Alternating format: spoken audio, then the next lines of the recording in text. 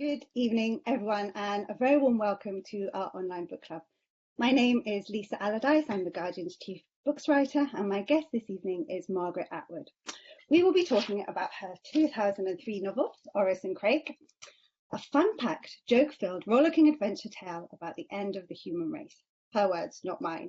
And yeah, the cause is a global pandemic, and the weather is a bit weird. Now, Oryx and Crake, of course, is the first in her Mad Adam trilogy. Who knew the end of the world could be so fun? But I'm sure we'll talk about all of the three novels as well as many of her other novels. There was that quite famous one about women in strange red dresses. We'll talk about the writing life, and I'm sure we'll touch on small matters like the future of democracy and the planet itself. She has been called both the prophet and the diva of dystopia. For me, she is a sort of wonderful, wicked genius whom we're very lucky to have among us. So everybody raise your glasses or your cup of tea or whatever you've got wherever you are in the world to Margaret Atwood, who is, I hope, at home in Toronto and going to join us. Hello, Margaret. Are you there? I'm raising my cup to everybody else. Hooray. Hooray to everybody. Everybody. Yes. Yeah, I was going to say, one of the few upsides of this whole crazy situation is that I can sit in my living room in London surrounded by books and bikes and buggies, and I can see you in Toronto surrounded by your books and things. So thank you so much for having you. It is so lovely just to see you. Now, it seems like a terribly long time ago that we last saw each other in the real world, as they say. I think we were in a theatre with a couple of thousand people, but in fact it's only like just over a year ago for the publication of the Testaments, and how much has changed in the year. So before we get started, I think we've got quite a few people here tonight. I think it's probably about the same as we had at the theatre. So just a couple of housekeeping things. It's lovely to have you all. Book club regulars will know the drill. There's a little box in the right hand corner. Please type us your questions. We'd love to hear from you. The idea is for this to be as much like a real world book club as possible, so you can start sending your questions whenever. I think we've got quite a few students here tonight, so if you're shy, you can be anonymous. If you're not, please tell us your name, your age, and I think people have come from all around the world, so it'd be lovely to know where you're watching us. I think that's it. Thank you to everybody who sent their advanced questions. There are quite a lot. I'll try and do them all. Margaret is brilliant at answering everybody. Forgive me if I look like I'm scrabbling around the scene. It's not that I'm checking my emails or online shopping or something. It's just that I'm trying to keep up with the questions. And that's it. Now, Margaret, I miss your handbag. At events, you always take your handbag. Well, I can bring one in if you'd like. What color bag would you like me to bring? The reckless of you. Yeah. Well, there's lots of other things that I don't usually have, so that is true, I can a wind-up frog or something like that. But yes, wow. I don't have a handbag right with me. But if I'd known you'd wanted it, I would have brought it. I know. I feel unnerved. I feel we're rather sort of flying into uncharted territory without your handbag by our side. Now, first of all, before we start the main business, I'm going to start with a little reading. Now, I know that usually the author reads, and this is rather unorthodox, but just in case Margaret hasn't read the book recently, and just in case anybody out there hasn't read the book recently, I just want to remind you of what she wrote back in 2001. Okay. There was no disguising the fear of the commentators. When are they going to have a vaccine? Well, they're working around the clock, but nobody is claiming to have a handle on this thing yet. It's a biggie. We've said a mouthful, but we've licked some biggies before. Encouraging grim, thumbs up sized, unfocused eyes, facial pallor. Mind you of anyone? English, Brits? Documents were hopefully thrown together with images of the virus. At least they'd isolated it. It looked like the usual melting gumdrop with spines. Conspiracy theories proliferated. Boil water and don't travel advisories were issued in the first week. Handshaking was discouraged. In the same week, there was a run on latex gloves, sanitizers, and nose cone filters, masks. About as effective, thought Jimmy, as oranges stuck with clothes during the Black Death. In the second week, there was full mobilization. The hastily assembled epidemic managers called the shots. The field clinic, isolation tents, whole towns, then whole cities quarantined. But these efforts soon broke down as doctors and nurses caught the things themselves. England closes ports and airports. You get the idea. So this was back in 2001, published in 2003. So I'm going to start with a question from Christina Blackwell. Christina, I hope you're here. Hello, thank you very much for this. How do you manage to be so prescient? Chicky nubs are on the horizon. I saw you read from The Handmaid's Tale at Newcastle Literary Festival back when it was first published. So that's like 1985. So this is a devoted reader. And you said, the moral of this book is resist all efforts to do away with cash. I haven't used cash since the pandemic kicked off, and I'm worried. And this sentiment is echoed by Evelyn Dean, who says, even though I know you create a storyline around what is scientifically possible, are you alarmed to find that your books are quite so prophetic? Now, before I let you answer this, I just want to point out to everybody that you have form on this. So this novel was published literally as SARS, remember SARS? Was hitting the headlines. Margaret even managed to publish a book, a non-fiction series of essays on the sexy subject of debt as the financial crash happened in 2007. And you can't entirely blame her for this, but then the Hulu Handmaid's Tale came out in 2017 and the whole world started wearing red dresses in protest. So, and this morning, there was in The Guardian a story about, the headline was Pigs May Fly, with a headline about pigs using joysticks. So, O creator of the Pigoon, explain thyself. Pig flying. Yes, okay, so I'm not a prophet. I don't have an inside track on the future. If I did, I would have manipulated the stock market a long time ago. And I have not done that because, in fact, it's not prophecy. It's looking at patterns in the past and seeing if any of those patterns are recurring now. And although they will not be exactly the same, by looking, for instance, at previous authoritarianisms and dictatorships, you can see the lead-up signs to somebody who might think it quite a fun thing to be an authoritarian dictator like that. And as for plagues, this is a very, very, very, very old human story. So we remember Oedipus Rex. It starts with the plague.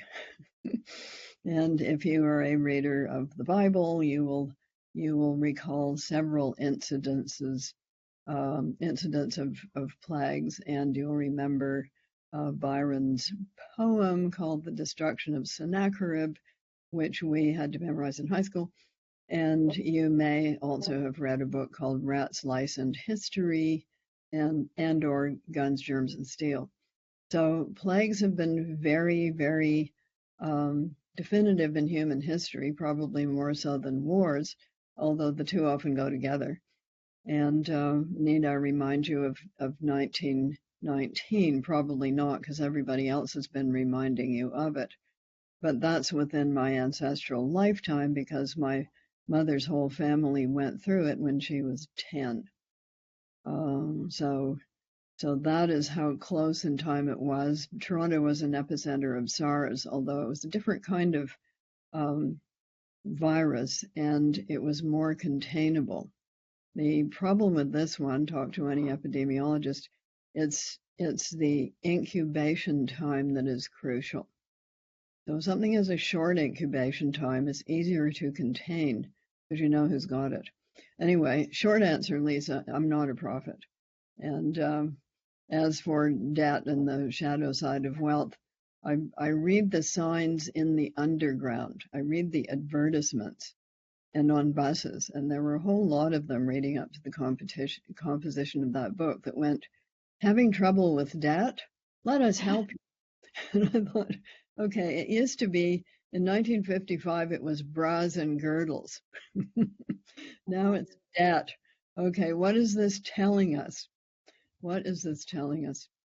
So I read I read between the official lines, let's say. What was the other thing you wondered about? Plagues, repression of women's rights, and debt.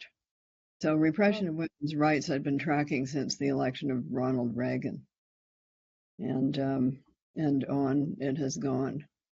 But also if you check in with various organizations who track these things, such as Equality Now, you can also see movements in the other direction.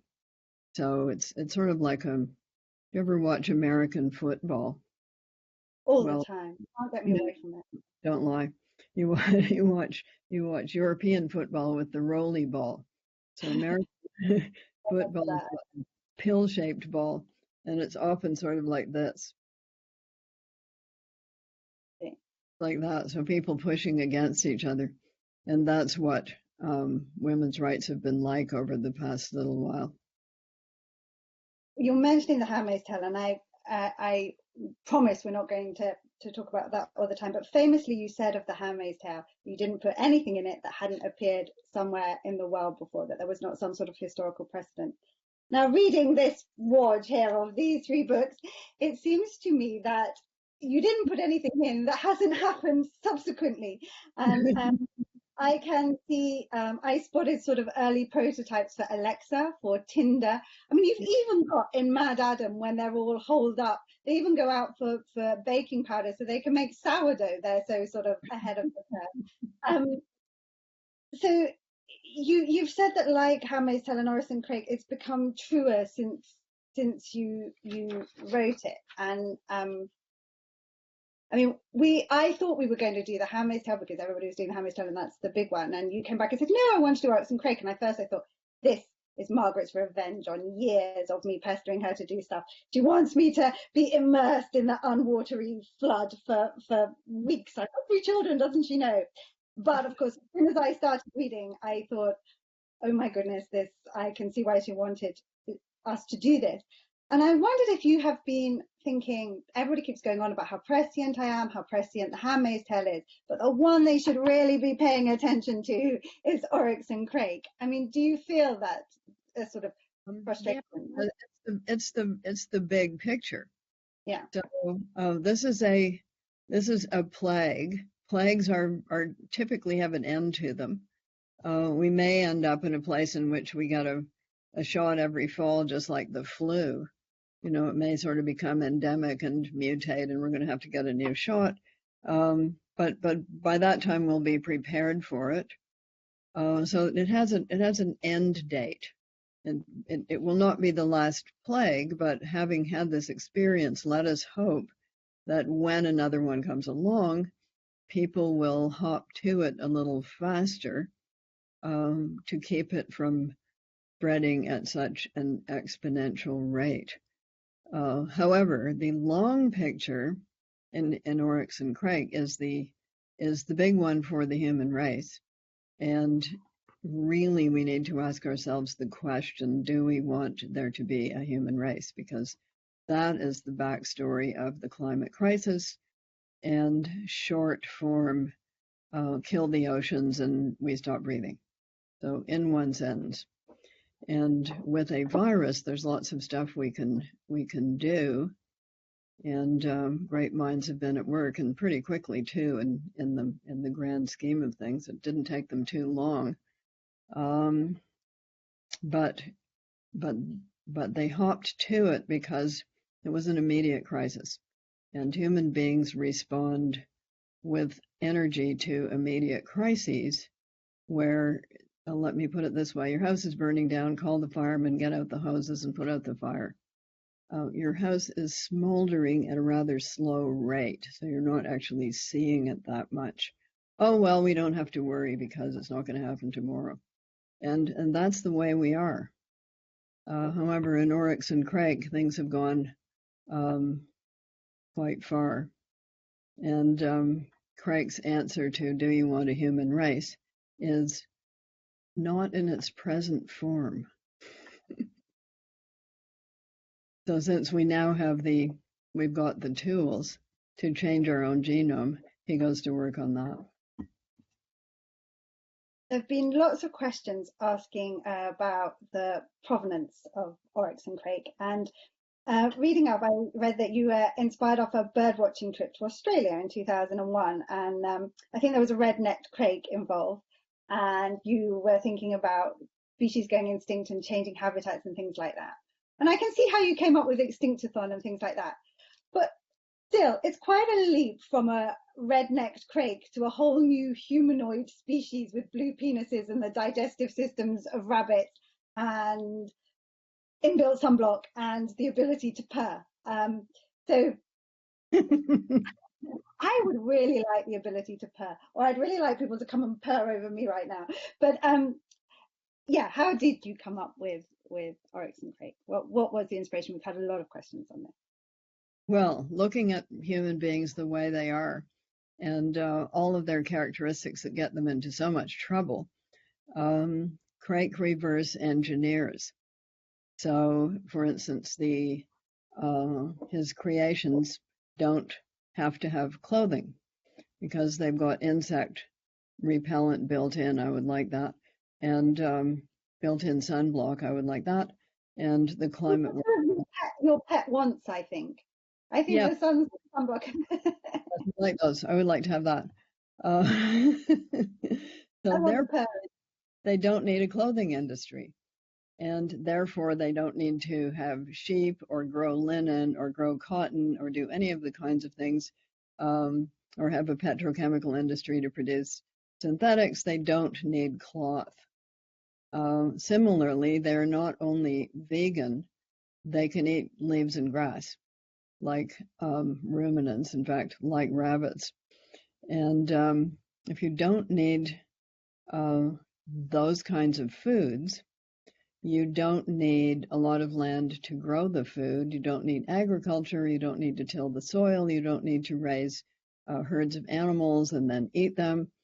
So they just munch away at whatever happens to be green in their vicinity. They are not sexually competitive. So no more Romeo and Juliet, but also no more wife murders. Because they mate communally, like a lot of mammals, and seasonally, like all other mammals except a couple. They do have to turn blue. Well, that is a signal. And a lot of animals have signals like that, so that when they're in mating season, they have either a color signal or a behavioral signal to let the other animals know, okay, I'm available. And otherwise, I'm not, so just don't even bother. So yes, parts of them do turn blue.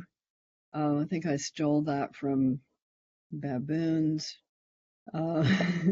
Anyway, color signals. And they don't have any worries about who's your daddy because it could be anybody. And they're very polite about it. They do little courtship dances, like silverfish, crabs, and various other animals. And they present gifts of flowers. Penguins present gifts of stones. And if the female accepts the gift, then it's okay. Then the person has been accepted. I mean, the other penguin has been accepted. So there's choice involved, courtship, politeness, and song and dance. They do a bit of singing and dancing at these times. So much more aesthetically attractive than some of the stuff that goes on amongst us. Wouldn't you say, Lisa? I agree completely. There you are. Well, you're one with Crake. So what else does he give them? Oh yes, the purring. My brother, who is a biologist, was initially not accepting of the purring. His comment was, Purring is the best. "What? Oh yeah, it Purring. is. Yes, but it had to be accurate. You see, he's a scientist. He's a biologist, so he said, I think you did a pretty good job with the sex, but I'm not so sure about the purring. However, since that time, science has vindicated me. And it turns out that you're having a migraine headache. One of the things you can do is put a purring cat onto your head. No hints as to how to make that happen, but if you can. So cats purr apparently at the same frequency as bone healing ultrasound, and it is speculated that cats purr not only to show contentment, but to self-heal and when they're frightened. Ever taken a cat to the vet? Yes. Yes. Did it purr? It wasn't pretty. No. Did it purr in a rather loud and aggressive manner? It's some sort of weird. I'm not going to do it in front of however many people are here. I haven't looked. It may have growled as well. It did. And purred. Yes. Anyway, so they've got purring, and I think that's good because it means they don't have a medical profession. So they don't need to. Your brother. I was just about to say that I've got here, and your brother became a leading biologist, and you come from a family of scientists. Your father was an etymologist, and I think at one point you were destined to become a botanist. I think we should all be very grateful that you didn't. I can't dread to think what sort of luminous fauna or man-eating fauna you might have bequeathed the world. But and you spent your earliest years in the Canadian outback where vacuuming and dresses weren't allowed. But I wondered how much... They weren't necessary. They weren't needed. In fact, they weren't possible because there wasn't any electricity. That's for the vacuuming. As for the dresses, why would you wear a dress in black fly season, Lisa? And why would you wear a dress anyway? But what I wanted to say is how much wearing dresses. Lots of reasons for wearing dresses and occasions for wearing them, but just not in the woods during black fly season, or indeed any season. Survival seems to be a major part of all your novels, whether you're surviving boarding school or you're surviving a theocracy or you're surviving the end of the world, say, or a pandemic, or not surviving. And I think you even wrote one of your first books was a collection about Canadian literature on the subject of survival. Anyway, if I was in a disaster movie scenario, I would want you on board. And basically, I feel reassured just seeing you now in the current situation. I want to know, what is this thing? I think you do a weird thing of reading like survival manuals. And I mean, why do you know about stuff like how to find the nearest tin opener or whatever? Survival, and why is it a big thing in your fiction? And it's quite a Canadian thing as well, I think, hence the title. Lisa, that's why I'm still alive. Yeah, we were how dangerous in Toronto. Well, we were brought up that way, of course, just in case we happen to wander off, or indeed we're careless about fires. Because just as in Australia, forest fires are a big, bad no-no. That's something you really do not want to be caught in. So fire prevention, what to do if you're lost, what to do when it's cold, etc. What to do about bears and moose in heat, Lisa, an often overlooked subject. Don't tangle with any moose in heat. I'll try and bear it in mind in West London. Do not do that. If you really want to go deeply into this, one of my pals is called Les Stroud, and otherwise known as Survivor Man. And he's got a TV series that your kids, how old are your kids? One of them is almost 6. So when they get to be about 8, they probably just love this. So he puts himself into extreme situations and lets us watch him as he gets out of them. So yes, we. What you do to your characters? No, this is a real person. It's a real person. You can look it up. Survivor Man. He's got a television series. I didn't write about him. He wrote about himself. He's a self-created Survivor Man. So all of the old bushy guys knew a lot of these techniques, which have changed over time as new technology has come on stream. So once upon a time, it used to be the matches in the waterproof container, which isn't such a bad idea, but if you happen to have a barbecue lighter, that works very well too. Now, when we've been talking in the past, which, as I say, has usually been about the Handmaid's Tale or the Testaments, I've always been a little bit scared about bringing up the F word, feminine. because I know you don't use labels and Well, things like that. no problem with the F word as long as people will tell me which of the 75 different kinds, probably 80 by now, which of these subcategories they're asking me about, because there are a lot of them. And And they some of, proliferate every day. well, a lot of them are at war with some of the other ones. So they would probably all agree that under this banner, the big F banner, the huge feminist banner, that they are all interested in rights for women. But what exactly that means when push comes to shove, and it has come to shove, otherwise they wouldn't be having these fights. They have some differences of opinion as to what that might actually mean.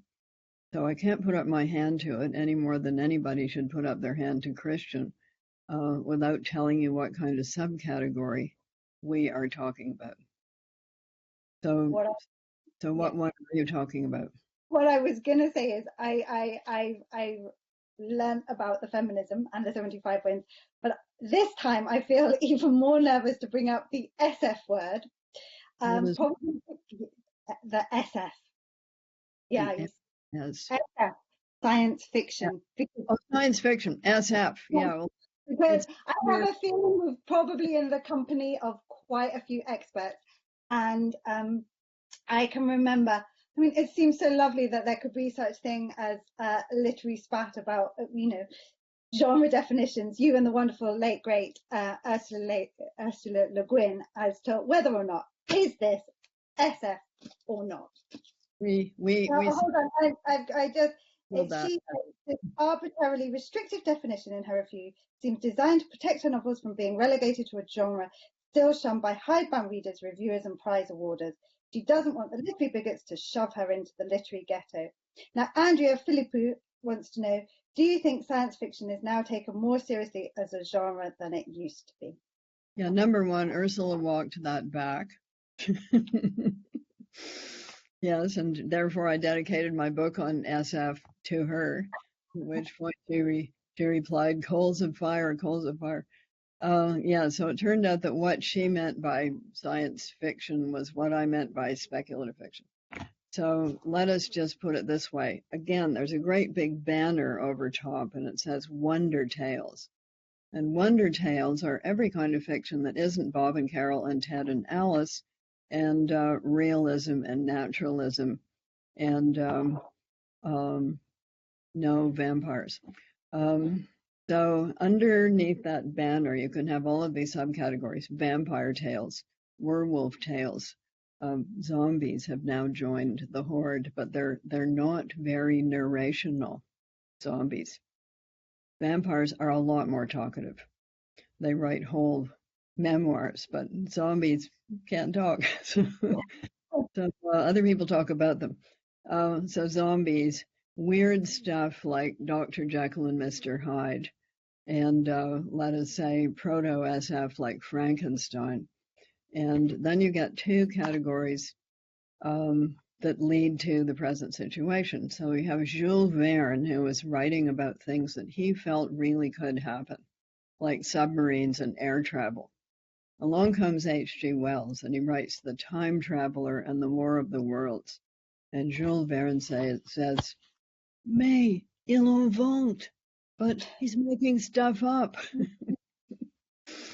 So then there was a split, and one side led to, say, Brave New World in 1984, and the other side led to space travel and other planets and aliens, and then a third one doesn't really come from those other two. It comes from Norse mythology and fairy tales, and you get The Hobbit, Lord of the Rings, which is fantasy, but then you get some crossbreeding SF fantasy, in which the dragons and stuff are on other planets.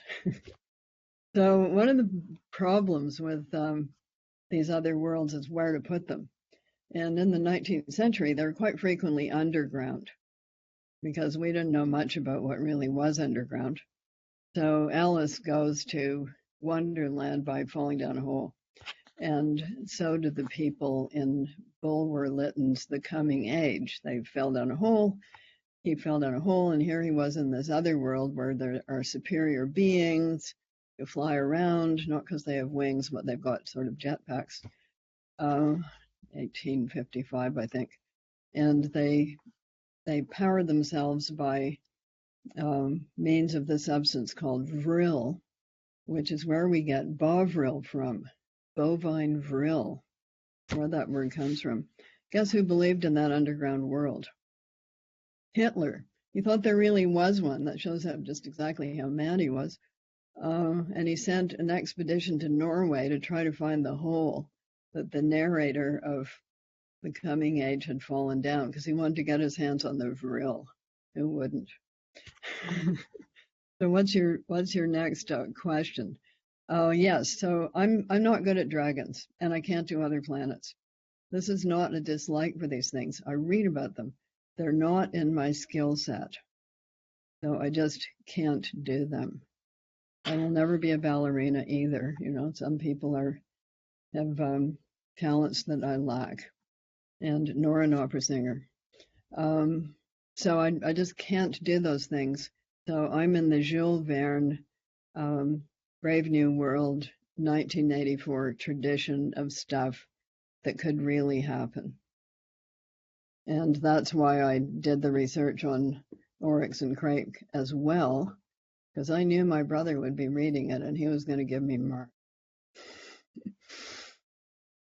I'm really sorry. Yes, it's possible. Yes, it's possible. It's not another planet, it's not dragons, and it's not space aliens. It's possible. And do you think, just to go back to Ursula's point and Andrea's question, do you think science fiction is now taken more seriously? Has it come out of that ghetto that I believe that it completely and totally has come out of that ghetto. And I point to a lot of books now that you might call they're dystopias, but you might call them children of Handmaid's Tale, because there's been a lot of focus over the past decades in dystopias having to do with the control of reproduction. So that particular topic, and I think as more and more women are writing in SF of both kinds, spec and sci, you're getting the return to the center of that question that has always been crucial to human civilizations. Who gets to have the babies? I apologize if I mispronounce this. Din Albers wants to know, is it easier to imagine a dystopian future than a utopian one? And a utopia is hard to turn into an interesting novel than dystopias. I think you've managed to in the words of Craig, splice these two together and create an ustopia. Yeah, so it's always a yin and yang arrangement, in that every dystopia has embedded within it a little utopia, namely our idea of how things could be better. And every utopia has within it a little dystopia, that is how awful things used to be, but look, we've improved them so much. That is the classic form of the 19th century utopia, of which hundreds and hundreds and hundreds were written because people believed in them. Things were getting so much better. Sewage systems, vaccination, steam engines, the sky was the limit. Everything was just going to keep on getting better. And that went on until the 20th century, when, guess what, it didn't work out. Especially with 3 pretty major utopias that were set in motion in real life. One of them was Nazi Germany. Everything's just going to be great, except we first have to get rid of those people. The USSR, everything's going to be great, except we first have to get rid of those people, different set of those people. And Mao's China, everything's going to be great. We just have to first get rid of those people. So didn't work out too well in any of those cases. And therefore, writers found it increasingly difficult to create literary utopias. I think they'll be back. But the second part of the question, is it harder to make them interesting? No doubt about it. It is harder to make them interesting.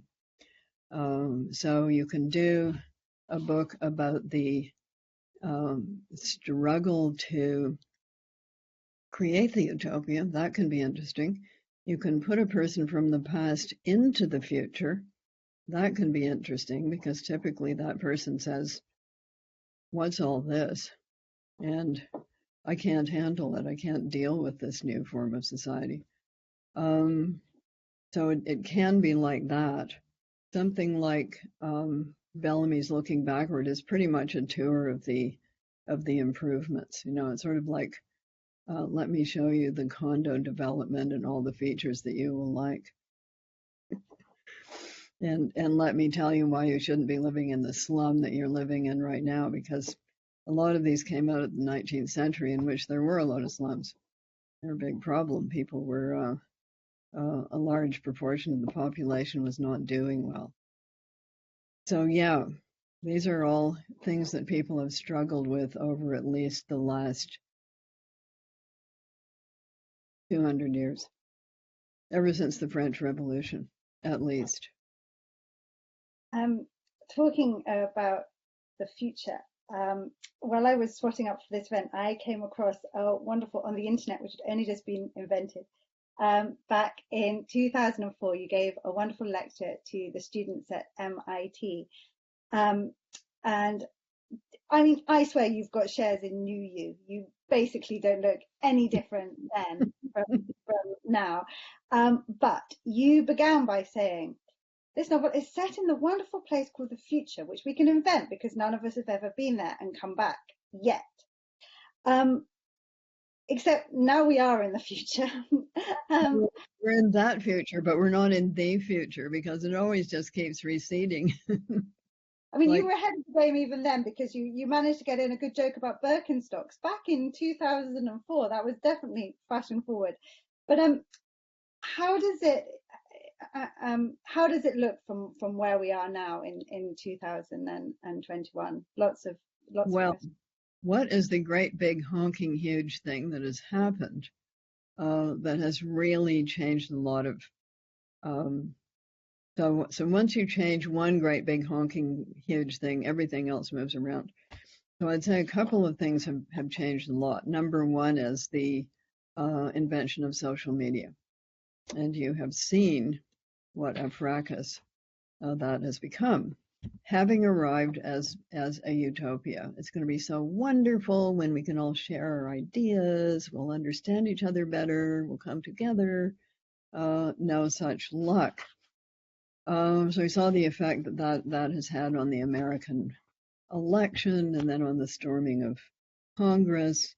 And a lot of the people doing that were in the typical position of people during a moral panic, which is, we're saving the world. You know, there's this big threat, and it's up to us to fix it. And they really believed that. How did they come to believe that? Without social media, it would have been a lot more difficult. One of my theories about the 30s is that radio had just been invented. And when any of these new technologies come online, especially communications ones like films, television and radio, and then the internet, people worship them as a god at first because they're not used to them. So it just seems as if truth is streaming into your head from these various things. I don't think we feel that way about the radio just as the radio anymore, nor even television.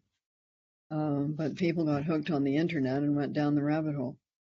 So that is one big change that has happened since 2004. The other big change is that something that was at the periphery, namely the climate crisis, has moved to the center. So thank you, Greta, but also thank you finally, somnolent world leaders,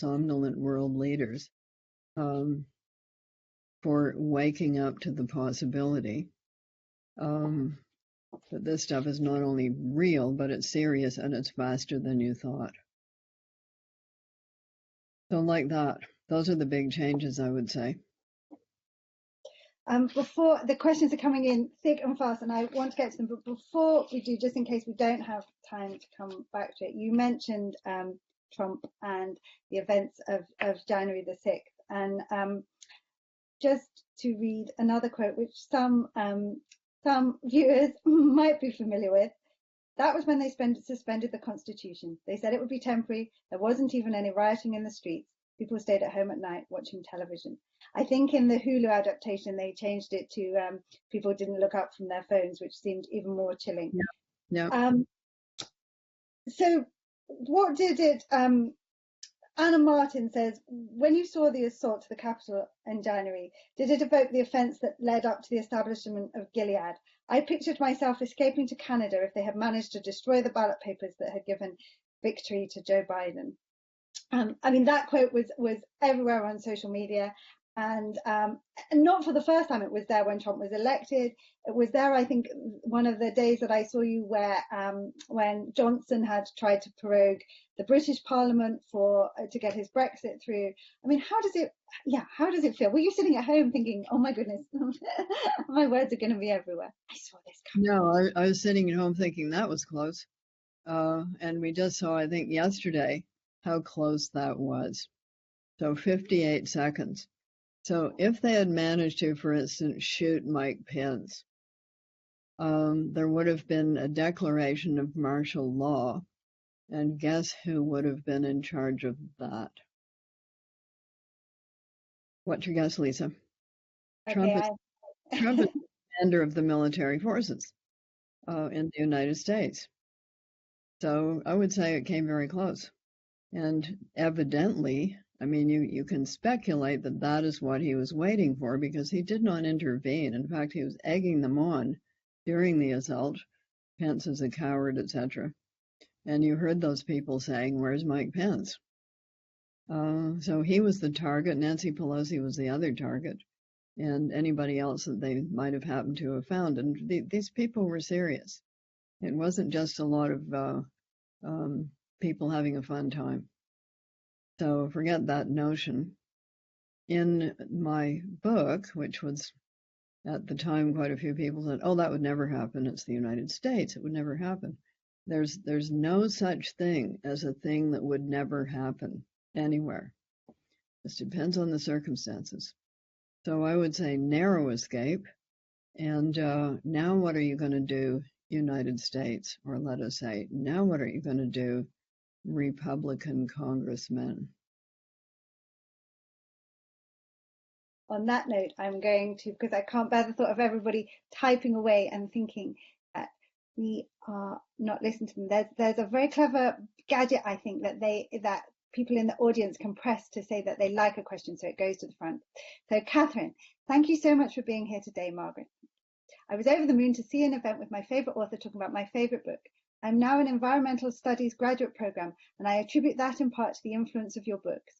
My question is, how do you think dystopian representations of the future affect the way people think about the future and their motivation to take action to build something more positive? Yes, well, there is no the future. There are an infinite number of possible futures, so nothing is graven in stone. And dystopian versions of the future are the future you don't want to have. So if I did not care about that, I wouldn't write those kinds of books. So if there's a great big hole in the road and I see you coming along on your bicycle and you don't know about the hole in the road, and I don't care if you fall into the hole, I will do nothing. If, on the other hand, I think it might be a bad idea for you to fall into the hole, I will say, there's a big hole in the road. Maybe you should go a different way. So there are always signposts of this way, bad future. Maybe you should start thinking about other way, better future. And I think that is the effect that books like that can have. If a person is of a gloomy temperament, they might interpret them as saying, this is going to happen whether you like it or not, and there's nothing you can do. But that isn't why a person writes books like that. They write books like that because they're doing a signpost that says, this way, bad future. Don't go there. Hole in the road. you will have a terrible accident. I just interviewed Kazuo Ishiguro for his latest novel, which is also about genetic engineering and artificial intelligence. And he said that when he talks to his daughter, he accuses him and his generation of novelists of being complacent about climate change. That she thinks that that is the big division between a younger generation and old, even the most liberally engaged writers and thinkers. And he pleads guilty to this charge, and he sort of says, you know, we're an intellectually exhausted generation. We've had to tackle all of the post-war issues, totalitarianism, racism, feminism. We just can't bring ourselves. And we both had to agree that you were the honourable exception to the rule. And I mean, you don't have. You know, I had a head start. My parents were early environmentalists. I grew up with that stuff. Not that I was paying much attention when I was a teenager, because teenagers have other things on their mind, such as crinolines, Lisa, and rock and roll. But some of it, of course, absorbed. And I have followed the plot along, you know, year after year after year. David Attenborough, remember that? Launched in about 1979. His nature show that just riveted people. David Suzuki in Canada, The Nature of Things. So people have actually been talking about this for a long time, but have been put in a sort of, you know, playpen over to the side. Oh, that's them. You know, Greenpeace. Oh, well, they're just a bit crazy. So they were sidelined for years. And politicians, of course, are always focused on what is going to get me elected. But now I think they realize that there are enough young people who are soon going to be able to vote, so that this is something they have to pay attention to, even under their umbrella of being quite self-interested and focused on the next election. And therefore you have Joe Biden announcing the new climate corps.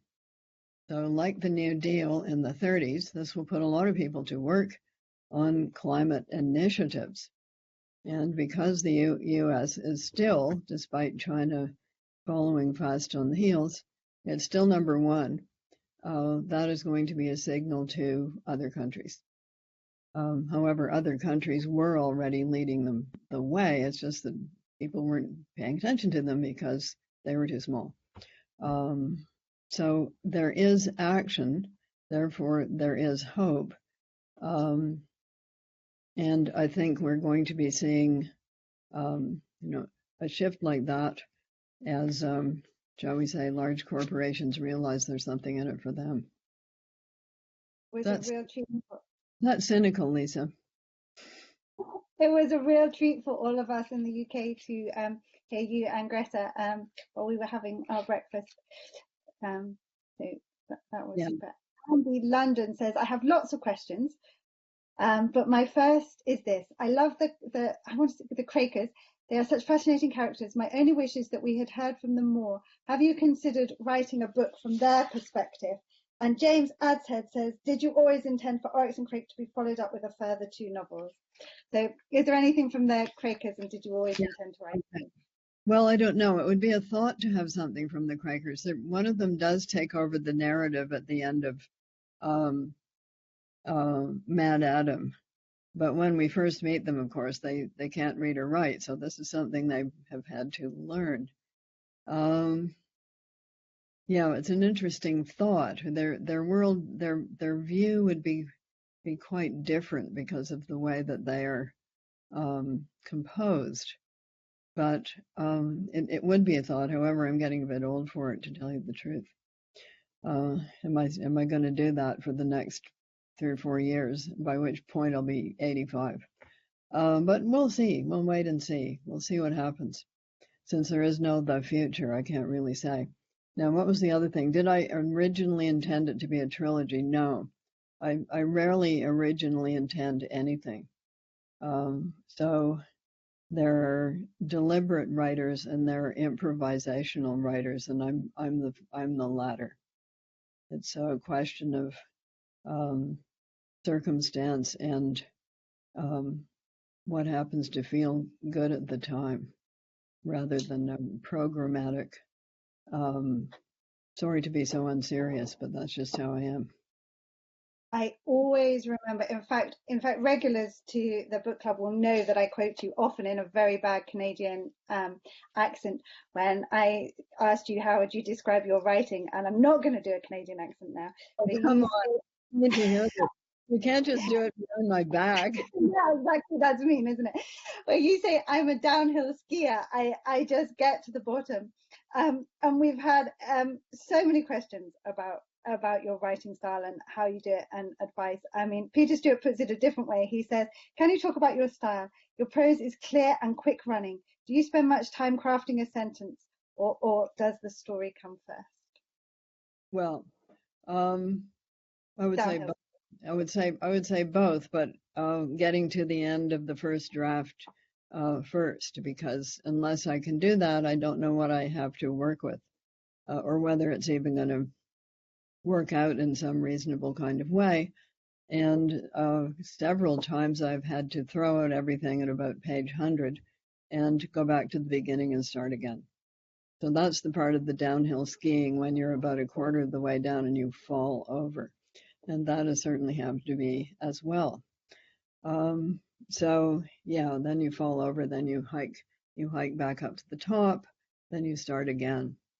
And I can tell you exactly which ones, and I can also tell you about the ones that didn't work out at all, never worked out.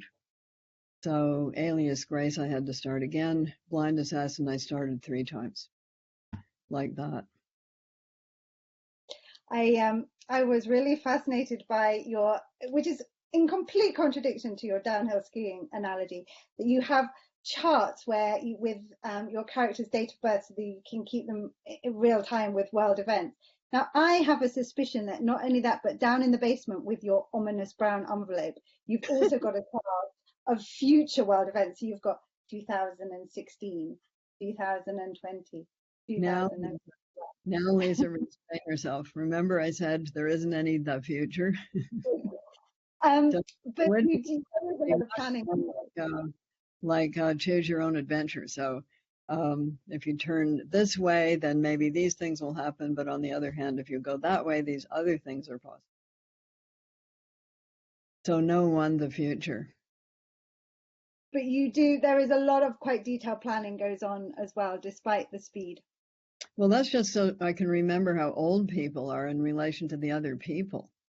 So I don't know because people will pore over your novel once it's published, and if you've made a mistake, they will let you know about it. That person was not 18; they were 17 and a half. Um, so therefore, I put their birthday. I put world events across the top, the years, and then I put the months, and then I know when their birthday is, and therefore I know when their birthday is in relation to the birthdays of the other people in the book. So I'm not making some honking mistake of somebody being 18 when they're really actually 19, etc. It's And helpful in real life too, Lisa. Do you have something called a birthday book in which you write down the birthdays of all the people you have to send birthday cards to? people have phones and things for that now. Two questions. We have one, I want to follow from your 18 and 19. Memphis is 18 and Jessica is 17, and they're both, I'm going to do them just for telling us who they are and where they're from. Memphis Fleming, hello, my name, actually I'm going to do Jessica's first because I think it's a slightly quicker one. Jessica Smith, I'm 17 and studying The Handmaid's Tale at A level. The Handmaid's Tale and Oryx and Crake have significantly different narrative voices. Was it harder to write from a male perspective in the character of Jimmy? Did you connect with him or Offred more? Several people asked about the writing from the male perspective. So I wrote Oryx and Crake from the point of view of a single male narrator because I was so tired of everybody saying wrongly, because I have other male narrators, but they were saying wrongly, why do you always write from a woman's point of view? I said, okay, I'm going to do this book entirely from a male point of view. And the first thing that came out of people's mouths once I had done that was, why didn't you write it from a woman's point of view? So you actually can't win on that one. It was lots of fun, but with any book that I'm writing having to do with something I'm not deeply familiar with, I consult experts. So, for instance, Life Before Man, I consulted some paleontologists to see if I got the paleontology right.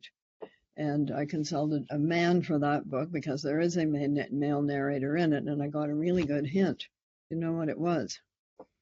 You cannot shave off a beard with an electric razor. The little things that kill you. So I consulted a young man with commitment problems for Oryx and Crake, and he said, he gave me two hints, two good tips. One of them was you don't say what in the fuck, you say what the fuck. Okay, so I changed it. Number two, that's not how you smoke a joint. So these are, useful things to know. You don't want to get them wrong. And then I said, but what about the general, his character and his reactions and what do you think about that? And he said, well,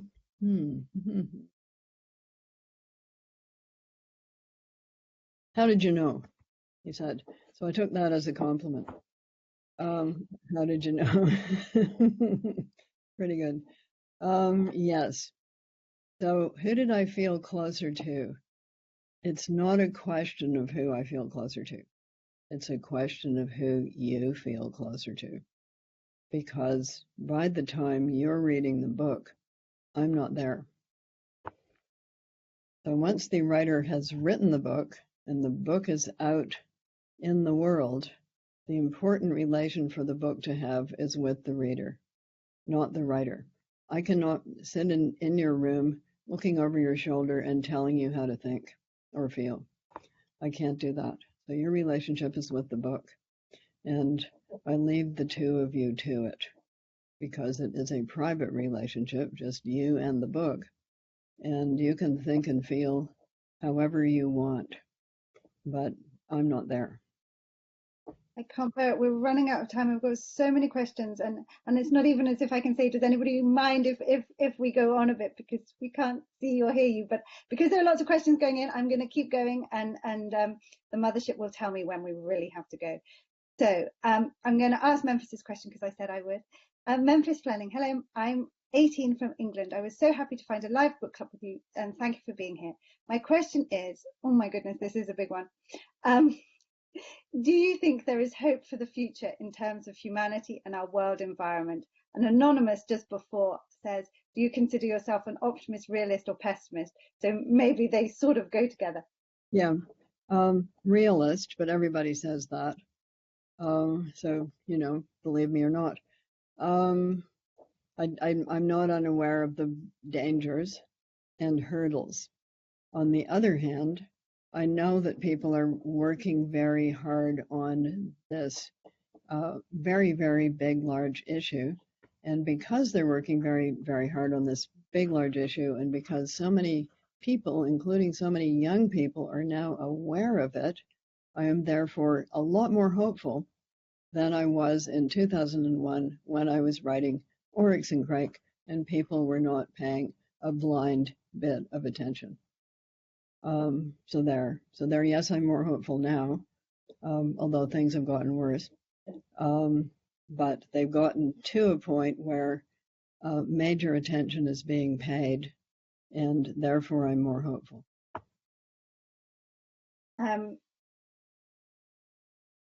Deirdre Lewis wants to know, can you ever, I know the answer to this, can you ever imagine retiring? Writers don't retire. They just get worse. Whoops, I didn't say that.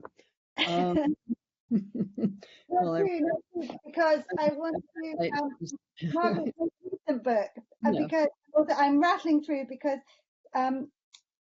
somebody sent Kate Savenko, any tips for writing poetry from Margaret, whether she thinks that guide mentor reading in poetry is a good thing, alluding to poetry subject being taken out from the school curriculum.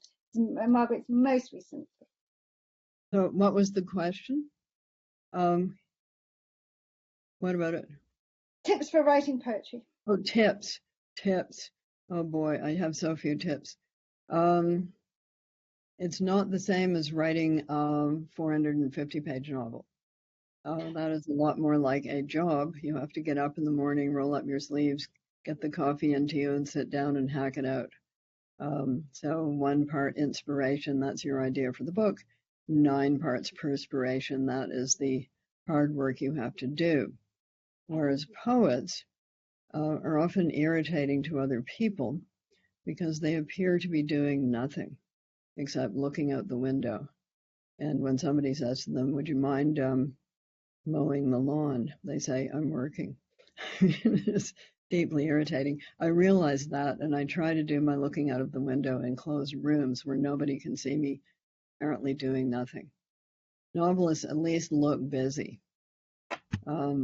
So yes, I think a lot of poetry is leaving the space, so allowing the space. And if you're a poet, you will know what that means.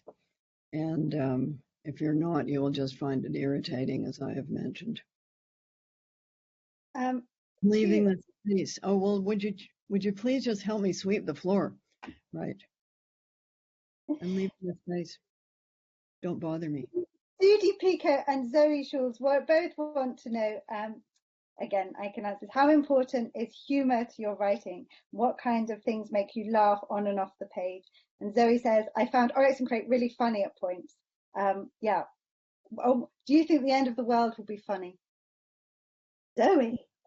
Only if you're reading about it. I don't think it would be very funny if you were actually enduring it. So sure. I think a lot of the problems with writing books is quite simply this. And the ancients discussed this at length. So the blend between instruction and entertainment. So if a book is only entertaining, you read it once. It's what we call a beach read, and then you forget about it. If it's only instructive, it should be a textbook. And even if it's a textbook, it should be somewhat entertaining, or we're just not going to do it. And similarly with online programs or anything else, if it's all just instruction, you go to sleep, because the human mind is a storytelling entity. So a novelist's problem is always, how do I tell my story in such a way that the reader is going to turn the page? And when I work with students, which I have done, maybe I should put that in the past tense. Am I ever going to do it again, Lisa? I don't know. I'm getting kind of old. I always just worked on the first 5 pages, because if you can't get the reader past the first 5 pages, they are never going to reach the nugget of gold that you have carefully implanted on page 86. And by the way, it's the same with agents, and it's the same with editors and publishing companies. If you can't get them past the first 5, they will not continue. If you cannot get them past page 20, same thing, that's it. But if you can get them to page 50, there's hope. Number one, the reader may finish the book. The reader may finish the book. The editor may finish the book and decide to publish it. The agent may finish the book and decide to agent it. So keep those pages turning.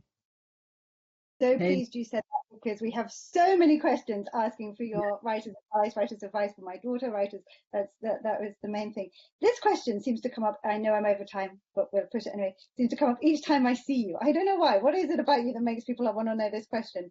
What animal would Margaret Atwood choose as her alias? Fox. No question about that, but if you ask bird, I would say raven. Why is that? They're very, they're problem solvers, ravens. I'm going to give the last question to A. Haslam Hopwood, and it's not me as an alias, I absolutely promise. I have always been intrigued and inspired by your works. As a mother of 3 capable children, what words of wisdom could you give them to making their steps into this new world? Thank you. Well, that question is, how old are they? And what are their interests? Because there are no blanket pieces of advice you can give about children. Guess what? They're individuals. They each have their own character, personality, and set of interests. So in general, I would say pay attention to their individuality, which I'm sure you're doing anyway, and don't try to force them down a road that is not going to be compatible with who they are. How about that? That's pretty good, wouldn't you say? Lisa, you're right in the middle of this. You've got 3 small children. What's your advice? My advice is don't ever ask a novelist like Margaret Atwood, what book would you like to do of yours? So she comes back with a trilogy with only however many days to go. While you're sort of homeschooling and you find yourself in the watery flood. I think they are going to start shouting at me in capital letters. It's such a pity because I could talk for ages. I'd like to, well, I could listen to you for ages. I'd like just to end with one of the most famous quotes. I think I started with one from Oryx and Crake because there was so many. Hope keeps coming up all the time, and I remember asking you this a long time, and your answer surprised me, and it always does. And this sort of encapsulates it, I think. As a species, we're doomed by hope. Then you could call it hope, that or desperation, but we are doomed without hope as well," said Jimmy. So, Margaret, thank you so much for coming to us. It's so lovely to see you. I feel like I want to give you a hug or something as we would in the real world, but a virtual one. And thanks for sending the love out to everybody wherever they are. Oh my goodness, I've seen how many people there are. There are a lot. I just let myself look now. Thank you all, however many thousands of you here. I really hope you've enjoyed it. If you have, please come back. We've got other ones. We've got Hamlet with Maggie O'Farrell, who's won the Women's Prize, and we've got Booker Prize winner Douglas Stewart about Shuggie Bain. They're coming up. We only have book winners. And you'll be asked to fill in a little survey. Please say nice things about us so they'll let us carry on doing it. And yes, thank you, Margaret. It's absolute joy to see you. I feel so much less adrift in that unwatery flood now, and I hope everybody else does too. Have a lovely evening, and I will hopefully see you in the real world at some point. We hope so. Bye bye.